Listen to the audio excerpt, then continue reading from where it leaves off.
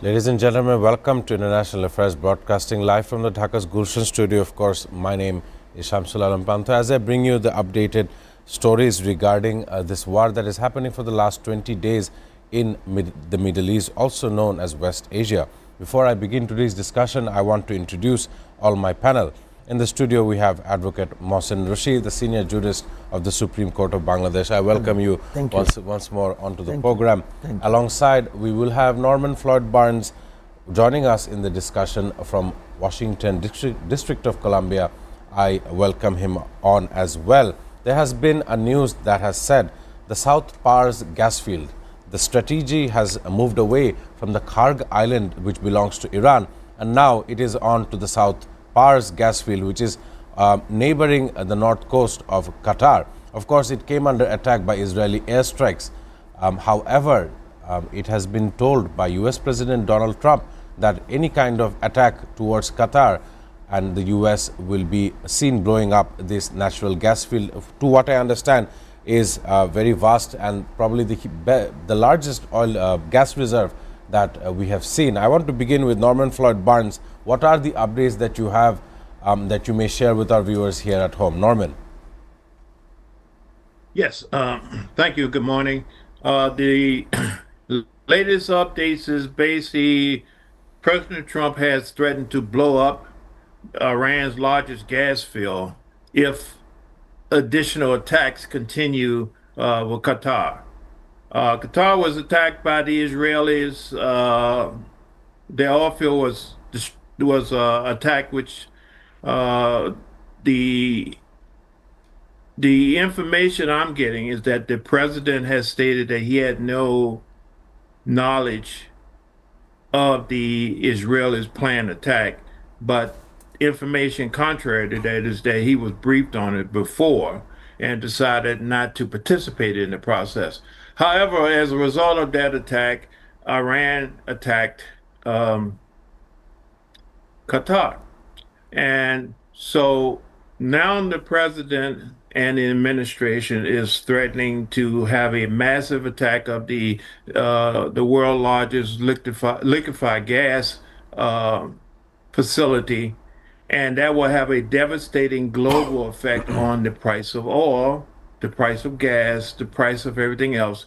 So now we're looking at energy infrastructures being targeted and being threatened, which is going to raise up the prices of everything else. So now this thing is expanding to a global issue, and the infrastructure, the gas fields, the oil fields, the whole infrastructure is now being targeted in this conflict, which have great global implications for the economy. And basically, now we're looking at a real, I call it a mess, a real mess. Now we're getting into energy, which is going to affect not just the region, but the entire globe. So it's very important that we watch the details, how this thing plays out, and what response or temperament the United States and Iran has regarding this. Undoubtedly, the pressure is on. Kuwait oil fields are on fire. They're being attacked. So the infrastructure, the gas, the energy is now being targeted as a part of the strategy to fight the United States and Israel. But it appears to me that there's some confusion and coordination with the Israelis and the United States now, which is a great concern regarding how we proceed with this war. If Israel is doing things and not involving the United States, and the United States is being held responsible, that we're looking at a lot of problems in this region and globally, both in the terms of the military part and the infrastructure, and now the people in these regions and the rest of the world is now looking at this thing as as I call it, a hot mess. Right. As we move on. Right. Even at day 20, that was a very important updates from Norman Floyd Barnes. Even as day 20 arrives and we see the energy infrastructure being attached, we also see dialogue and discussion trying to leave the room. I say this because Qatar has decided and declared the military and security attaches at the Iranian embassy in Doha persona non grata and asked them to leave the country within 24 hours. And then there's this South Pars gas field attack. And not only so, Arab Islamic foreign ministers call on Iran to halt attacks after consultative meeting in Riyadh. However, right now, the Iranian regime, if you look at the beginning of the war happened with the death and assassination of Ayatollah Ali Khamenei. And then day before yesterday, we had the assassination of Ali Larijani, who was seen to us to be the second man in charge. Right now, there is remaining the foreign minister Abbas Arakchi, who is trying to understand whether a ceasefire should be called upon at the edge of helm of 3 weeks. I want to understand how you felt about it, sir. You see, the problem is that America does not control Israel. It's Israel which controls the United States, and they have done this always. Israelis are liars of the highest order. They took John F. Kennedy for a ride when inspectors were sent to locate their nuclear facilities and to inspect them. That also led to the assassination of John F. Kennedy. Right. So you cannot, if the Americans are trusting and working for the Israelis, then they are making a serious mistake. And they will have to pay for it. In as much as the gas field is concerned, well, Iran is not going to stop. Iran is going to attack all the countries in the Arab region wherever they have the American bases. So America is in deep shit. Why? Because of Israel. It is now appearing to us. See, Donald Trump says he doesn't know anything about it. So Israel does things on its own, having involved the United States.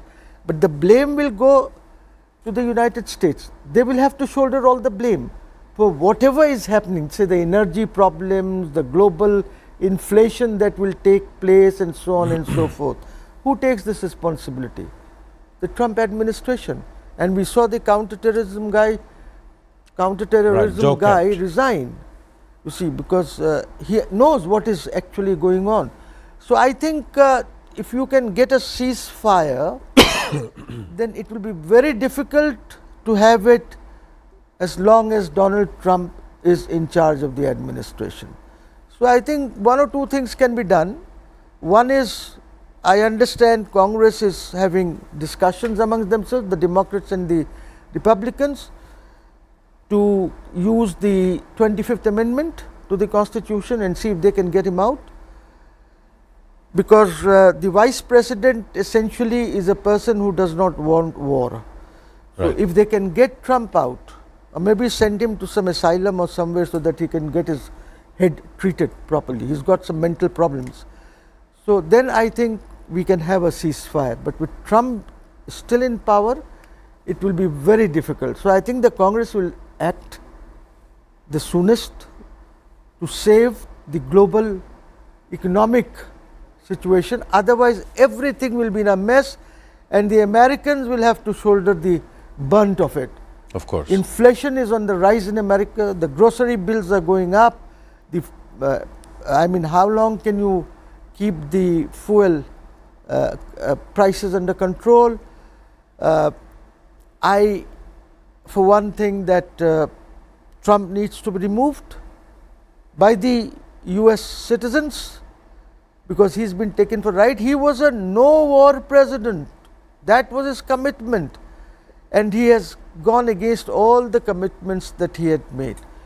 He's also being cursed. You see, America is also under curse, God's curse, because of the way they are treating whatever ICE is doing with the immigration policy that they have. So America is in a bad shape. I think those who have left their own countries and gone to America, they should return to their home bases.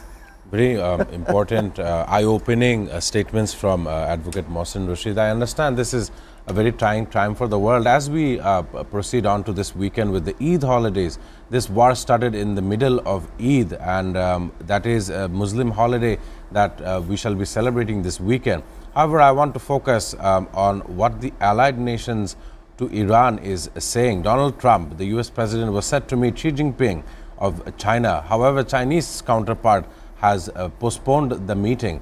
So this postponement came after this attack on Iran. And not only so, the Kremlin is condemning what it describes as a murder and liquidation of the representation of Iran's leadership, as we were talking about Ali Larijani as well as the Supreme Ayatollah Ali Khamenei. So I want to come to Norman Floyd Barnes. We see Russia having adverse reactions. They are providing intelligence to Iran. On the other side, China seems to be in a defensive tone. Of course, we know China never lays the first attack, but it only defends and deters. I want to understand the budgets of the coming year. It's going to have a very bad impact, which means inflation is set to rise triple-fold to some social media outlets as well. I want to know what Norman feels about this issue. Norman. My feelings is varied. We in a situation because of this war that we have chosen to inflict with the region and Iran. Our budgets, our inflation, our economy is going to feel the effect of it.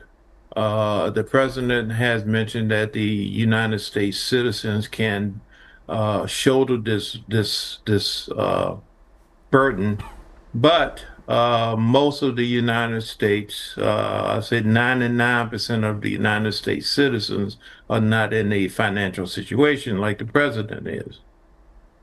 So the burden is going to be heavy. The neighboring countries that is in the region is suffering from this. Their economy is going to be affected, which means the cost of everything is going to be passed on to the consumers, Right. particularly here in the United States and the rest of the world. Most of the countries that are affected can't afford this. They're already having issues before the war in sustaining themselves. Now they're going to be impossible for them to sustain themselves. The situation in Cuba is one is going to happen around the world. The lack of energy, the lack the ability to get energy, and the lack of ability to purchase energy, even at the prices, if even they had the access to it, the price is going to be so outrageous they can't afford it. So we're going to have a lot of countries that is going to basically uh, cry out saying that they can't sustain themselves, and we're going to have a lot of conflicts but in between the countries, regionally, locally, and even neighborhood to neighborhood, because the lack of energy affected by this decision for us to go into this war with the Middle East country of Iran is going to have a global effect. So this issue with us and the country of Iran is now becoming a regional and global problem. And the critical infrastructures of these regions are now being affected, which means the economy, the cost of everything is going to rise up to the point where it's not affordable, it's not sustainable. So back again, we're going to have to get to the situation where you put your rockets down, you put your slingshots down, you put your missiles down, and we're going to have to talk about it because the economy cannot sustain this. They cannot endure this battle because everything stops. And without Right. the movement of cash flow, commerce, equipment, food, fertilizer to grow things, uh, everything stops. Right. And that itself is beyond the effect of a missile. Yes, you can blow something up, but now you're starving people. People cannot eat every day. They can't afford anything. So governments are going to fail just because they can't take care of the people. Right. And this is as a direct result of the stoppage of the Middle East. The Middle East is a very choke point for the world. Everything flows through that. So you basically is like holding someone artery closed, everything cuts off, and eventually you go unconscious. So right now we are verge of looking at that situation. The price is going to be so outrageous for the ones who can get it, they can't afford it. So we are looking at real problems globally. This gray war is now turning into a event that is affecting the lives of everybody else. And so the pressure is going to be on for our government leaders to come to a resolution to this, or the government is going to have real problem maintaining and controlling the people. Of And this course. may be a tactic that it works in advantage of Iran in terms of dealing with a mighty superpower like the United States. Of course, that was very specific regarding all of the consequences of war. Whether having a missile blow up any kind of infrastructure, it has an effect from all around the globe. Ladies and gentlemen, it's time to take a short commercial break. After the break, we shall discuss the expanding consequences towards various economies.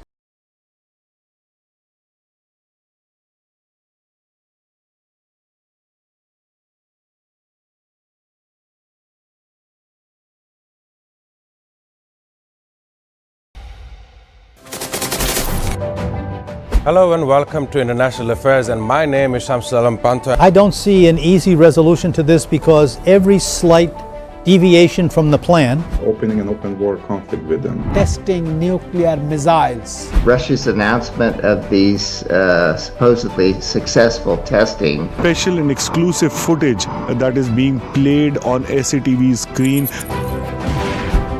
Really coming to terms with Hamas. Damage estimated between this entire issue. President Trump is expected to hold bilateral talks.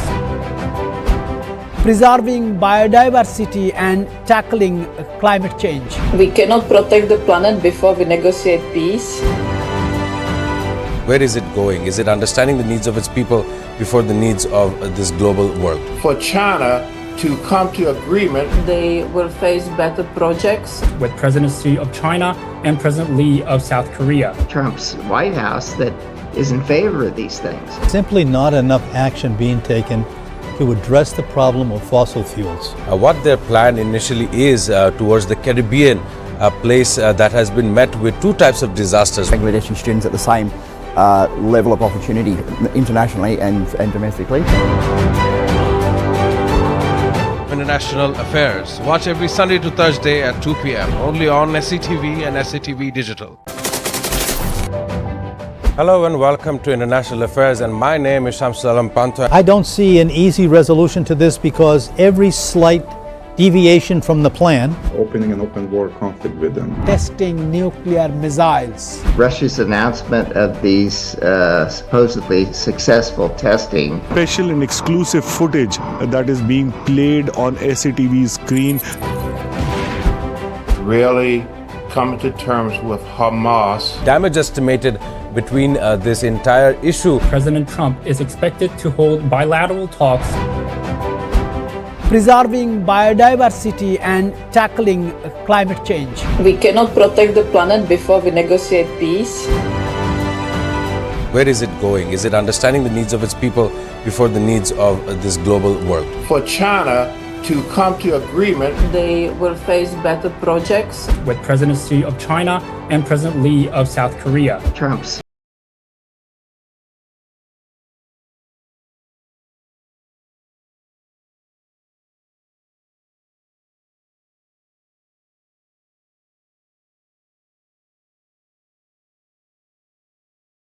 On International Affairs today, I am joined with Advocate Mohsin Rashid in the studio, as well as Norman Floyd Barnes through Zoom from Washington, District of Columbia. We were talking about how this war is having an adverse reaction, adverse effect on global economies. And I have an example I want to bring out onto the discussion here today. I'm of course talking about some Asian economies that are heavily dependent on fossil fuel and crude oil. I'm talking about the Korean economy, the Korean chip, microchip or semiconductor market. Korea is a nation, South Korea is a nation that is 70% dependent on crude oil from the Middle East, which has been halted or disrupted in the last 20 or so days. And because of that, prices will go up, semiconductor manufacturing shall go down. And these are some of the effects as discussed at the Carnegie Endowment for International Peace. They were discussing on an article. I want to once again start with Norman Floyd Barnes from Washington, D.C. We see a nation like South Korea being impacted, and even while here in Bangladesh, we are set to go into a festive mood, and people are still worried when they shall see an end to this war. As Donald Trump is threatening to blow up this entire natural gas field in South Pars belonging to Iran, some of the predictions, when what kind of event shall happen before the regime thinks it has not fallen? All the top commanders, the top leaders of Iran have been eliminated. However, the regime is still fighting back, and the word regime was not superficially implicated on Iran. It was the international media that kept on calling it a regime. However, it has stood strong even 20 days through. So what are your observations, how it affects Asian economies, as I've stated, regarding Korea? Yes, thank you. Thank you for the question. The Asian economy is affected because they are heavily dependent on import and exports, trade and commerce, which emanates from that region. Having the ability of that being slowed up, stopped, or eliminated will have a severe effect on how the Asian economy and the rest of the world proceeds. Asia produces a lot of consumable goods, and without this energy, without this ability to get oil and the gas and everything that comes from that, it basically comes to a halt. And this is going to have a devastating effect on the Asian community to the point where they may have to look at military and other alternative of means of ensuring that their way of life is continued. Right now, the questions come up: can we get enough energy supplies, enough products, enough stuff so we can keep our economy going? Right. And it's being questioned right now. Is we getting down to a daily type of situation where it's impacting the economy of South Asia, and the rest of the world, because we depend heavily on stuff from South Africa, South Asia, right, to do our daily stuff here in the West. Without the ability to do that, to get the supplies and the energy and to get the resources, this all comes to a halt, which affects the economy. The scarcity of products and goods and services, if we go on for the next couple of months, it will be affected. It would affect the economy. It would affect the price of things, and governments are not going to be able to sustain themselves. And it's going to have an effect where things will have to sit down, and people will have to sit down and talk about how we recover this, because war is one thing, warfare is another thing, but the basic needs are not going to be met, and people's lives and economies is going to go down. And that is not something that is sustainable. That is something that is going to cause problems for the world. There will be more conflicts. There will be more issues that come up in terms of trade and commerce. The prices will be so high that is no longer feasible for companies and industries to even produce it, because no one can afford it, no one can buy it, and basically everything shuts down. That's how I'm looking at it. We run into a real global problem when the trade and the commerce cannot exist. Right. And the result and the reason for that is this conflict. So we have to come to a term. At the end of the day, war, missiles, raiding, bombings is not going to resolve a single thing. We have to figure out how this thing is going to work out. You could destroy stuff, but you can't replace it. Issue is now things are being destroyed, things are delayed, timetables that the schedule for things to be produced has been eliminated, it's been slowed. So things is going to have a global impact as long as this situation goes on. It's going to have a real impact on how we do things. Important analysis regarding the future coming days from Norman Floyd Barnes. shifting the focus back into the studio with Mohsen Rashid. Getting away with it. That's some words that I want to describe this situation. Benjamin Netanyahu conducted a genocide and he got away with it. 80,000 deaths, even after being someone who had a conviction, even in his own country, of corruption. All of this combined, him and the US President Donald Trump gets away with conducting a lot of crimes in international law. And what does the law say? I want to know more from you. This kind of international warfare, regional war, what kind of bodies are there out there to help this situation? We know that the United Nations has failed miserably. You know, there's a live warrant from the ICC against Netanyahu. So law is taking its course. There are 120 countries who have signed the Rome Statute. The ICC charter has been signed by them. If Netanyahu is there within any of the jurisdiction of those countries, he is required to be arrested. Trump, on the other hand, was not directly involved in this genocide. He was indirectly involved. Now, both of them have committed crimes. Both of them have committed crimes. So what I would say is that today the global economy is been shredded totally. Taiwan cannot give you chips because nothing happens without energy. Right. So the globe, the world is going to witness a serious recession. Of course, America will be part of it. But why is this happening? Why should the world suffer because of Netanyahu's ego?